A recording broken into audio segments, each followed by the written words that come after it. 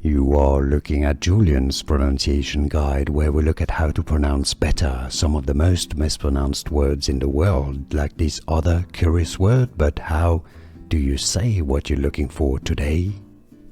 Let's learn once and for all how to pronounce this name of Italian origin. And because it is from Italian, we need to learn the Italian pronunciation. So let's break it down. Cinzia. Alright, in Italian, a C before an I is pronounced like CH, so ch, think cappuccino, for example. So cinzia. The Z is pronounced more like TZ or TS, tia. So cinzia. Therefore, in English, the pronunciation is generally as Cinzia, or some may say it as Cinzia, but generally Cinzia.